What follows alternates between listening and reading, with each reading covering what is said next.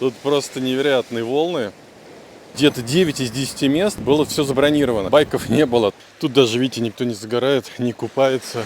Лодки все зачехлены. О, собака побежала за байком.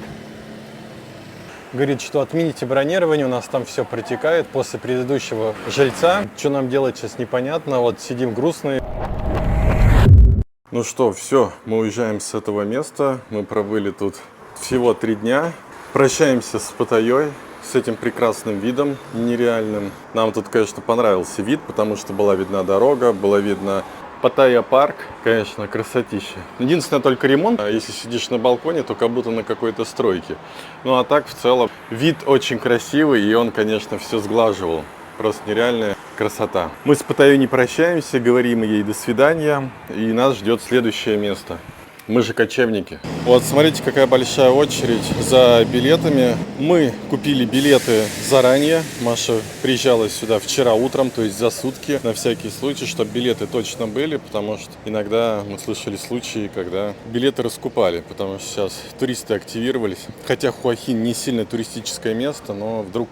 Мне этот вокзал очень понравился тем, что тут можно купить вообще практически все, что угодно. То есть тут помимо вот таких стандартных магазинчиков, есть также еще и различные такие заведения, видите, кафешки разные, и их тут много. Вот тут можно какой-то десерт купить, видите, фрукты, овощи, и там еще большая-большая столовая.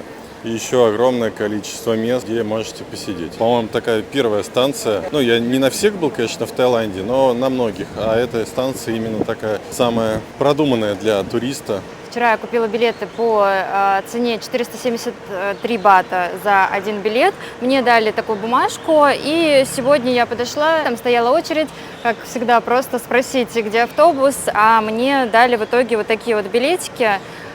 Компания называется Bell Travel, то есть можете в Google карты ее вводить, и вам автобусную станцию покажет. Еще вот эта компания тоже желтенькая продает билеты, но они на 6 часов утра. Bell Travel отправляется каждый день в 11 часов, поэтому мы, собственно, с ней поехали. Ну, я только что спросил, есть ли билеты, осталось всего 4 билета. То есть, на будущее все-таки лучше покупать заранее. Ну вот мы зашли в автобус, смотрите, какие удобные сиденья, такие комфортные, широкие. Я вот, наверное, впервые такие вижу после Чангмая, где можно посидеть, отдохнуть. И самое главное, смотрите, впереди я впервые не упираюсь коленями в соседнее сиденье. Это просто, конечно, удивительно. И можно вот спокойно сидеть, смотрите, даже нога на ногу, и ты сидишь, вот у тебя куча места, вообще просто как король, как будто в бизнес-классе в самолете. Это, конечно, супер. Потому что мы уже отвыкли с таким комфортом кататься по автобусам. Для нас катание на автобусе — это всегда такой стресс. Особенно нам запомнилось, когда мы ездили с Пхукета на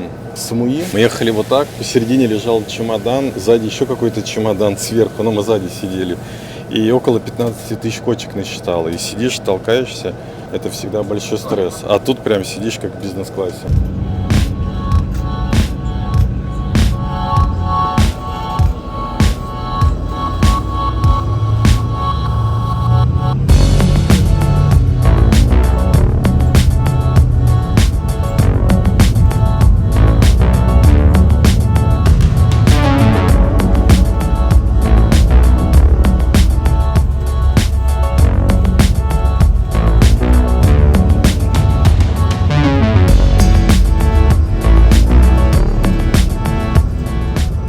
Ну и вот мы приехали по пути в Хуахин в аэропорт Бангкока. Отсюда начиналось наше путешествие в начале октября.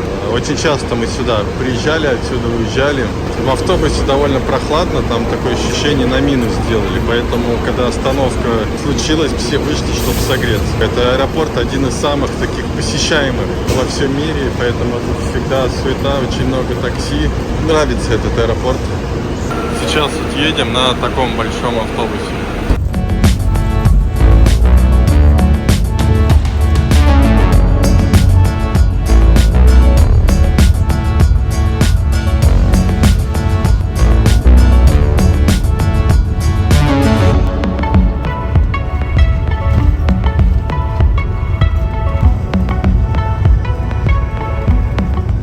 Ну что, мы приехали в Хуахин. Очень тяжело заказать такси. Можно отправиться на такой штуке 100 бат с человека. Но нам ехать буквально 1 километр, поэтому мы сейчас пытаемся на Болте заказать Надеюсь, получится. Доехали всего за 5 часов. Ну вот мы заезжаем в наше новое жилье. Такая квартирка однокомнатная, небольшая. Ну, в принципе, как у нас было в Дусит. Тут есть все необходимое. Конечно же, есть такая кухня, где вот вся там кухонная утварь. Обязательно микроволновка и чайник, и холодильник. Вот это вот 3 составляющие, которые обязательно должны быть. Такая зона отдыха. Водичку оставили 2 бутылки, это очень хорошо. У нас тут отдельно, смотрите, есть ванная комната, ну как душ, да, и отдельно есть туалет. Я такое, честно говоря, впервые встречаю в Таиланде. Обычно всегда все вместе. Ну и такая скромная спальня, где ничего лишнего. Шкафчик есть, видите, все в таких белых цветах. И, конечно же, видно море, потому что мы на 7-м этаже. Мы в Паттайе жили во всех квартирах, где было видно море, и тут тоже. Ну, тут 650 метров до моря. Очень здорово, когда хозяин позаботился о нас и там такие мелочи добавил, как растворимый кофе, который я, например, пью и люблю. Вот такой вот тоже кофе, тот же самый. Там чай, сахар, это прям очень здорово. И даже такие мелочи, как какие-то печеньки тут нам оставил. Прям мы на самом деле такие голодные с дороги, и мы там уже одну какую-то штучку слопали. По стоимости вышло 4300 бат на 6 дней. Я бронировал на Airbnb. Это не Паттайя, это не Пхукет, поэтому цены чуть-чуть ниже и качество жилья чуть-чуть выше. И что удобно, у нас тут, вот, смотрите, макро, прям соседнее здание. Можно пешком дойти, это очень удобно. Ну и до моря получается 650 метров. Мы тут 6 дней, за 6 дней постараемся посмотреть город и, конечно же, вам его показать. Ну и смотрите, как у нас удачно получается. Вот наша кондо. Идем. И, собственно говоря, там будет море. Очень даже удобно. Тут можно и такси заказать, а также мы в поиске еды. Thank you. Ну, мы только что вам показали, что там абсолютно не купабельный пляж. Как водичка, так и заход. Мы уже обрадовались, взяли плавки такие, побежали. Сейчас искупаемся. Но надо, оказывается, ехать до нормальных пляжей. Байк, скорее всего, мы будем брать уже завтра. Сейчас нам нужно просто найти хотя бы кафешку, поесть и все. Мы вот зашли в такой вот ресторан приотельный. Тут, конечно, красота, но никого нет. Ну и ресторанчик такой видно, не бюджетный. Мы только что позвонили по контакту, который нам оставила Тайка, хозяин жилья. Относительно байка нам сказали, что все разобрано. То есть повторяется то, что было в Паттайе, придется нам долго искать. Но мы сейчас просто ищем кафешку, байк уже будем завтра искать. Сейчас хотел вам показать, что Хуахин это вот такая вот одна большая ровная дорога. Видите, прям она идеально ровная, даже вот вдалеке посмотреть там все ровно. И вдоль нее уже какие-то отельчики, магазинчики, что-то как-то вокруг нее формируется. Строится жизнь, так сказать.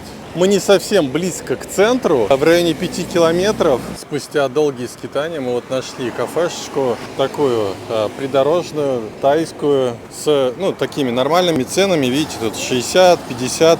Мы заказали порк-стейк, стейк из свинины. Также решили попробовать, что такое панакота. Сейчас попробуем и вам расскажем. Сидим вот с таким замечательным видом на дорогу. Но по ощущениям самое интересное, что тут воздух намного чище, чем в Паттайе. Пахнет зеленью, а в Паттайе пахло, не знаю, какой-то сырой дорогой.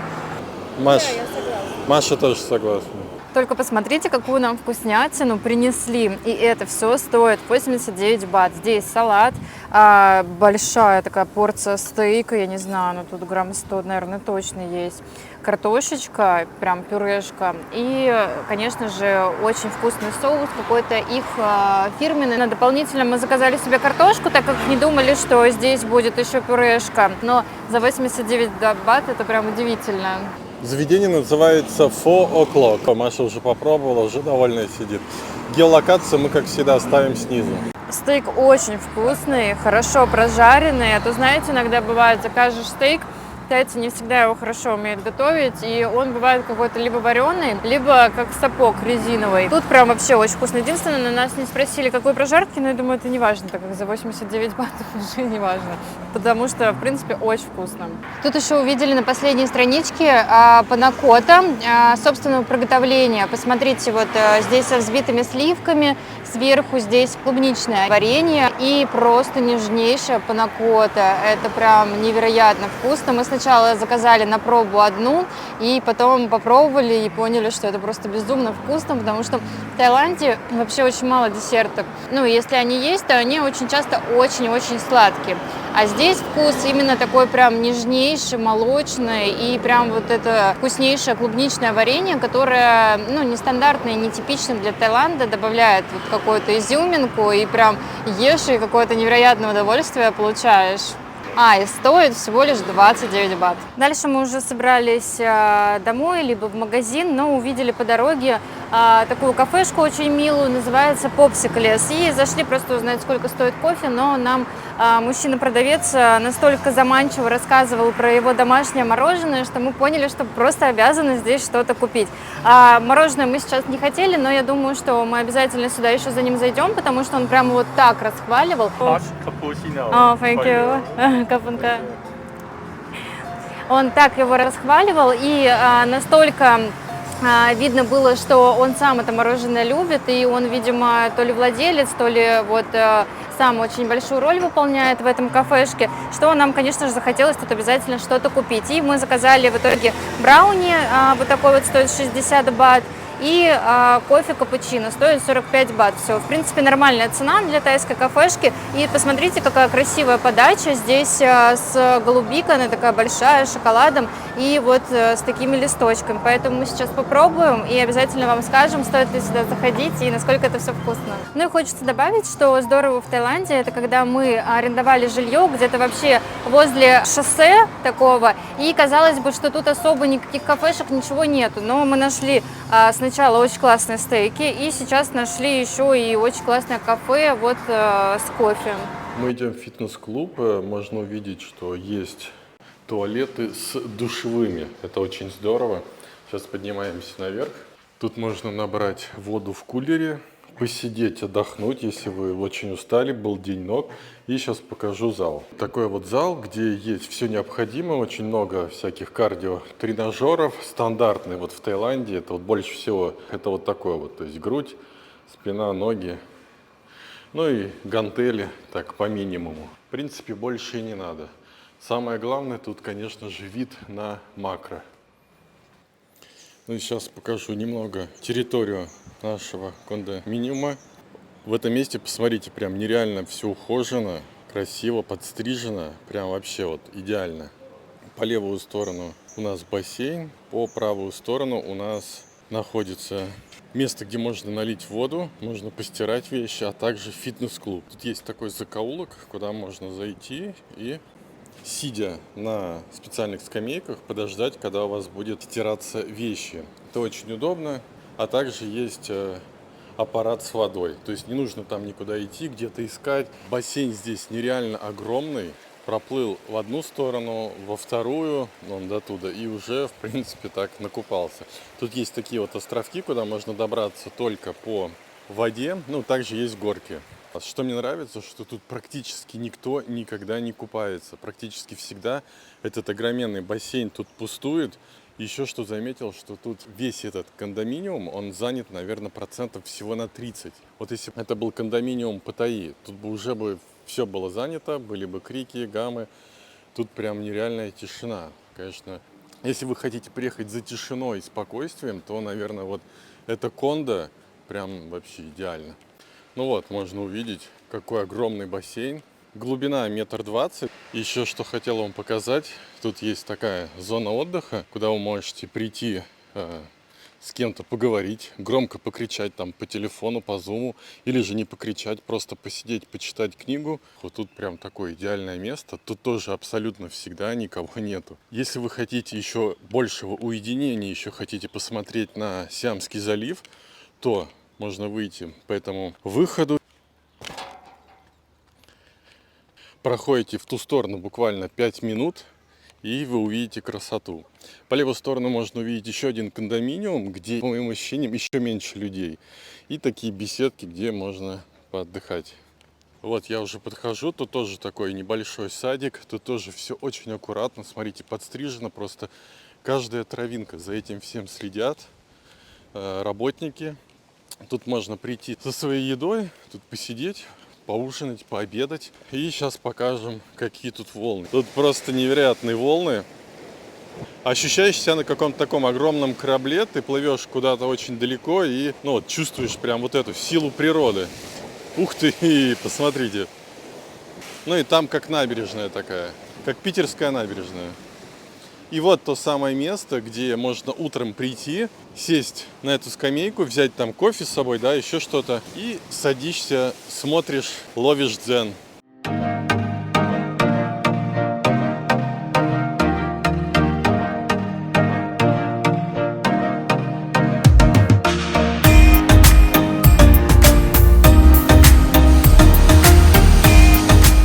Наступил уже следующий день, и нам нужно попасть в центр, чтобы найти байк, ну а также что-то, конечно же, показать. Нам интересно все исследовать и, конечно же, вам показывать. Мы стоим и ждем так называемый тук-тук, но мы с Машей называем его Санктео, потому что по-тайски Санктео переводится «две лавки». И на нем мы должны доехать до города.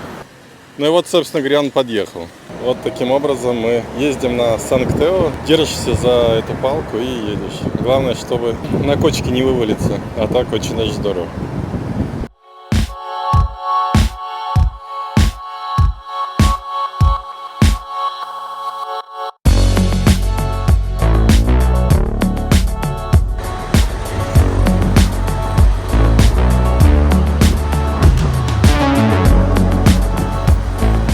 Мы доехали до центра Хуахина. Тут уже такие предложения. Смотрите, за 20 бат какой-то супчик интересный.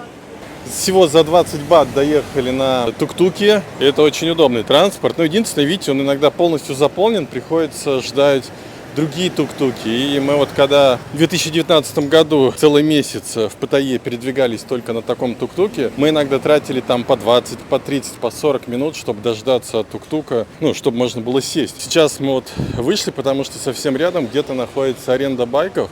Я списывался на Фейсбуке, а также писал в Google картах, спрашивал, сколько стоит и почем аренда, есть ли вообще где-то байки.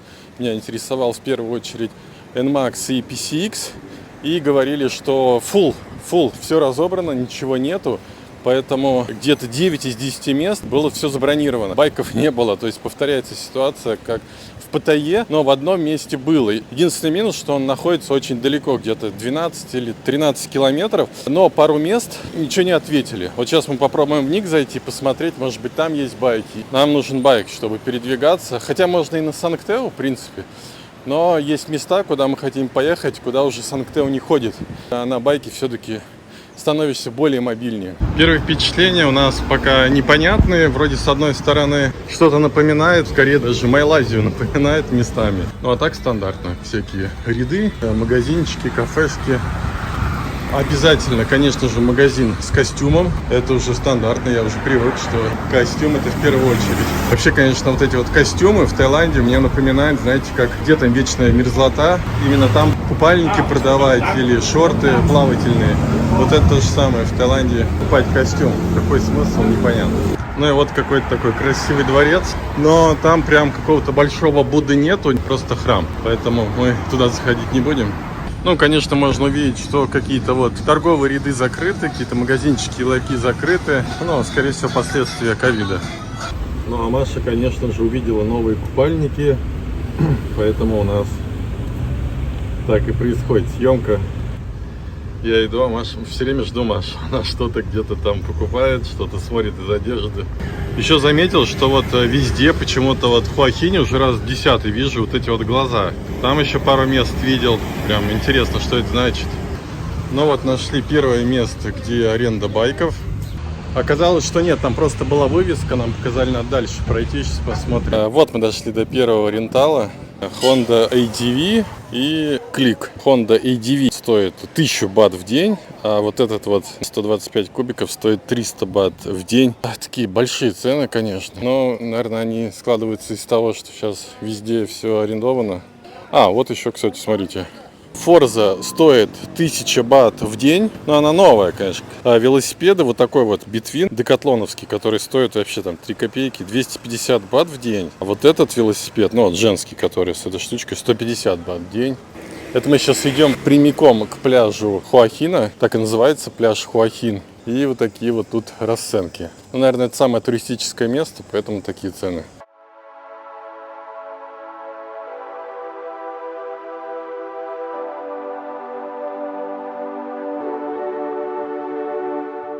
Идем уже к пляжу Хуахин. Такие всякие можно купить интересные вещи. Здесь сувениры. Hello. How much this one? 5 baht. 5 бат. Видите, одна ножка куриная 5 бат. Там, говорят, очень много коллагена. И тайки едят, чтобы волосы были прямые и густые. Первый пляж, точнее второй. Первый мы вам показали вчера, но там пляжа как такового не было. Я так понял, он был технический. А именно это, насколько я понял, купабельный. Ну вот опять можно заметить глаз. Глаза тут везде. В Хуахине. Ну и вот сам пляж. Людей немного, купается мало, но прям песочек белейший. Ну и водичка чистая. Приятная чистая водичка. Получается вот такой заход отсюда. И белый чистый пляж с пальмами. Я приятно удивлен. Ну и вдоль пляжа можно заметить огромное количество зонтиков, шезлонгов, но почему-то никто именно тут на них не сидит. Можно просто вот расстелить полотенце, лечь и отдыхать. Нет ни одного корабля, ни одной лодки, что, конечно же, хорошо, никто не мешает. Ну, если чуть-чуть дальше пройти по правую сторону, то уже можно заметить людей. Ну, вот так вот люди загорают, отдыхают. Это называется Beach Club Bistro. То есть там можно, скорее всего, арендовать лежанка место, и также там какой-нибудь есть барчик. Ну и вот тут люди уже купаются, тут тени побольше и людей тоже побольше. Честно говоря, мне это место напоминает очень сильно Чавенг на Самуи. Там вот Чавенг-Ной, где все время, вот, когда прилив, идешь, уже практически пляжа нету. Ну и вода тоже похожа на Чавенг-Ной. Ну и тут такое ощущение, что вот этот отель абсолютно заброшенный, потому что как-то тут жизни особо никакой нету. Тут даже, видите, никто не загорает, не купается. Лодки все зачехлены. И такой заборчик чахлый. Вдоль него вот никто не убирает ни листья, ничего. Но в то же самое время тут можно купаться, видите, более-менее чисто, но медуз нету. И подъезд тут вот этот закрыт. Возможно, последствия ковида. Ну и вот можно увидеть, там люди стоят по пояс, то есть очень мелкий заход. Буквально прошел 20 метров. Тут, скорее всего, уже сдается жилье, тут уже убирают за местом, кафешка. Ну и там само место такое чистенькое, аккуратненькое.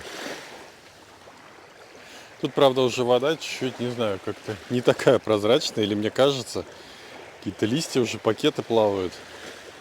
Вот там в самом начале, где практически никого не было, когда я заходил, была чистейшая вода. Тут уже по ощущениям немного портится. Не знаю, возможно, мне кажется. Дальше я уже не пойду, потому что мы, скорее всего, с той стороны заедем на байке и уже там снимем обзорчик. Там просто видно, что уже людей побольше и такое тусовочное место. Я вот изначально хотел показать только тут, что тут особо жизни нету. И тут можно вот взял, сел, отдыхаешь, там пикник какой-нибудь.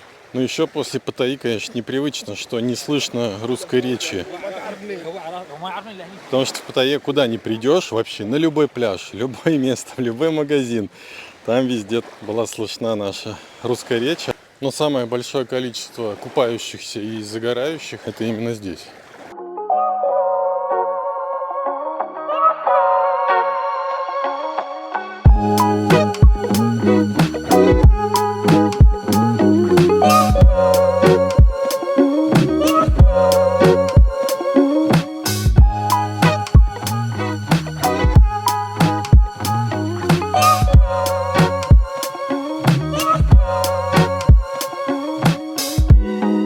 Пришла Маша, это значит, сейчас будет купание, обязательно медуза патруль. Поэтому сейчас найдем местечко по левую руку, потому что тут как-то людей поменьше, свободного места побольше и практически никто не купается. И по моим ощущениям тут водичка чище. Ну вот картинка передает, нет. Я очень удивлена, только посмотрите, белый-белый песочек и такой, ну не как мука, но прям классный. И водичка прям супер прозрачная и в черте именно города. Я на самом деле не ждала, что будет такая она достаточно прозрачная. Я думала, что она будет примерно как в Паттайе, там на Паттайя-Бич или на Джамтене, но тут мы пришли и, в принципе, даже захотелось искупаться, что мы сейчас и сделаем. Ой, я босиком пошел по пляжу. Это, конечно, невероятно приятно, когда идешь и вот прям мягкий-мягкий песок. Ни одного камушка, как будто по муке идешь. Ну и сейчас мы с вами зайдем обязательно в воду и вам ее покажем. Ой, водичка вообще просто наитеплейшая. Ну и можно увидеть, да, насколько она чистая. Конечно, не кристально чистая, да, как Колан и там пляжи Пангана. Изумрудного прям цвета тут нет, но водичка чистая. И невероятно теплая. По сравнению, конечно, с нашим бассейном ледяным, водичка теплая. И сейчас узнаем Машина заключение, как ей вода. Не могу сказать, что водичка прям идеально чистая, как на островах, но мы, в принципе, такого и не ожидали, потому что это город, и, соответственно, здесь вода не будет прям идеально чистая, как на островах. Но то, что мы видим сейчас, это очень круто для города, потому что, в отличие от Паттайи, здесь вода, вот я стою, она прозрачная, я вижу дно, и это прям невероятно здорово. Ну что, мы уже искупались, я получил просто нереальный заряд эмоций. А сейчас мы пройдем по левую сторону чуть-чуть, покажем, что там, потому что тут людей тоже нет. Ну, вот если вы хотите получить безлюдный с белым песочком пляж, то вам нужно заселиться в Хилтон, и вы получите вот все гаммы ощущений. Ну, единственный минус, конечно, там камни. Но будет зато где сфотографироваться для Инстаграма. Где-то есть такие вот камни, нужно, ну, чуть-чуть быть осторожным. Ну вот мы практически дошли до конца по левую сторону. Тут можно увидеть Хилтон, территория аккуратно убранная с шезлонгами. Вот можно заметить, там вовсю убирают территорию от песка. Ну это ж Хилтон, поэтому, конечно же, тут много персонала, которым заботится о чистоте. А там уже можно заметить причал. Ну и вот опять глаз, он нас преследует сегодня весь день. Сейчас мы заберемся, посмотрим, что это тут такое. Ну вот мы забрались, смотрите, тут так уютненько посмотреть вдаль, подумать о вечном. Ну и такие камни. О, смотрите, какая площадка интересная. С глазом, опять же. А и тут уже можно подъехать, получается, на байке. Вон там байки стоят.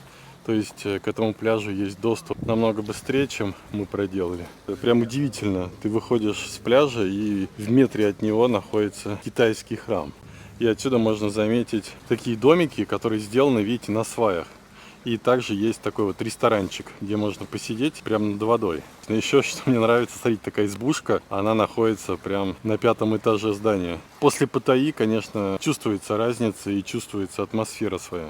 Ну и вот этот чан, где взрывают петарды. Можно заметить везде вот такие вот рисунки. Они вот абсолютно везде, вот эти вот глаза. Не проходишь и 10-20 метров, замечаешь какие-то зарисовки. Это, конечно, необычно. Ну а там уже видно весь пляж Хуахин-Бич. И насколько мы поняли, тут поющий песок. Не знаю, слышно или нет. Мы решили через Хилтон пройти, заодно покажем, как тут красиво, симпатично все. Видите, с таким центральным бассейном, с лошадками. Купайся, загорай, отдыхай. Ну а мы идем дальше, нам нужно сейчас байк найти. Я все-таки договорился в Google картах с одним магазинчиком. Нас ждут, поэтому мы сейчас бежим туда. Ну а тут немного атмосферы для отдыха. А вот если вы хотите посидеть в кафешке с красивейшим видом, то это, конечно, нужно сюда приходить. Вдоль улицы сидят иностранцы, попивают пивко. Вот тот самый ресторанчик на сваях. Смотрите, какие тесные улочки. Конечно же, костюмы. О, собака побежала за байком. Как будто где-то находишься на Колане, где вот мы были. Котик сидит, скучает. Ну и вокруг находятся различные кафешки. В основном это европейские. По ощущениям, мы попали на местную Walking-стрит. Если она в Хуахине есть, то скорее всего тут, потому что такая немного злачная улица в этом плане. Девушки и коты.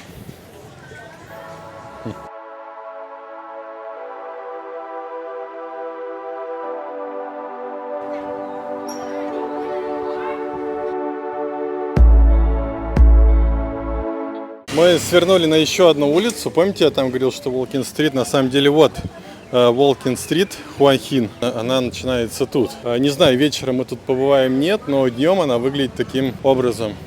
Все пусто, куча всяких свободных мест. Можно, в принципе, и сейчас что-нибудь тут выпить, посидеть. Но, скорее всего, она активируется ночью, в принципе, как и все улицы наподобие Волкин-стрит. Возможно, даже мы тут побываем и вечером. Время покажет. Hello. Мы только что доехали на такси, 76 бат всего на Болте. Вот наш байк стоит, красавец. А вот рыба, наверное, не кормленная. Ну вот телефон, кому интересно, пишите. Ждем владельца байка. Видите, байк абсолютно один, больше ничего нету. PCX 150, это хорошая мощность, нам в принципе такой и нужен. Потому что все время ездить на вот таких Сангтео не получится. Ну что, мы арендовали наш байк. И, конечно же, первым делом надо обмыть, зайти в чисто тайскую кафешку, заказать пад сию с креветками. Уже обрадовались, думали, все, сейчас поедем показывать очередной какой-то viewpoint. Но мне пишет женщина с Airbnb, где мы бронировали на целый месяц на Пхукете, нам осталось буквально 5 дней. Говорит, что отмените бронирование, у нас там все протекает после предыдущего жильца. У нас не работает кондиционер. Я не понимаю, что мне делать. Начинаю смотреть на Airbnb, а там осталось 2 или 3 места. И причем это не как у нас была однокомнатная квартира, хорошая там, с бассейном, все рядом, удобное, 18 тысяч бат всего. А там остались от 25 от 30 тысяч бат. И что нам делать сейчас непонятно. Вот сидим грустные, сейчас, наверное, напишем в техподдержку. Вот такие бывают ситуации, что-то у нас в этой поездке прям не везет. То отменяет, то человек вообще не пишет. Причем это именно вот с китайцами, когда связываешься, почему-то такие вот проблемы. Будем думать, что делать, потом вам расскажем, что у нас получилось арендовать в итоге. Даже непонятно, где мы будем жить, возможно, даже в Хуахине останемся еще на недели-две. Сейчас будем есть, надеемся, что вкусную тайскую еду. Еда супер вкусная. Как Паша уже, по-моему, сказал, стоит всего лишь 50 бат. Смотрите, какие огромнейшие креветки. Вот прям они большие. И здесь их 4 штучки, они, как обычно, там 2 или 3. Лапша тоже очень вкусная, соус, еще помидорки, что необычно, положили сюда. И порция достаточно большая. Поэтому мы рекомендуем вам это местечко. Оставим локацию в подписи к видео. А рядом с тем местом, где мы арендовали байк, есть и другие места, тоже такие, знаете, из серии кафе у бабушки. Вот. И поэтому мне кажется, что тут везде вкусно. Можете пройтись и, собственно, тоже, если окажетесь тут, перекусить. Вот мы все-таки приехали на viewpoint, на обзорную площадку. Он называется Хаохин Лекфай. Да, мы точку отметим, и видно вот практически весь Хуахин, видите, он уже светится. Вот думали, сейчас будет какой-то красивейший закат, но вот то, что видим, то видим. На этот viewpoint лучше всего, конечно же, проезжать во время рассвета, если готовы встать. Рассвет здесь в 6:15 утра примерно, ну, иногда бывает по-разному, но он, конечно, здесь очень красивый, как закат. В принципе, там, где Хуахин, над морской гладью исключительно рассвет, а закат, он с другой стороны, он за горы садится солнцем. Спасибо всем за просмотр видео. Если оно было интересно и полезно для вас, то, пожалуйста, ставьте лайк и подписывайтесь на канал. Всем пока!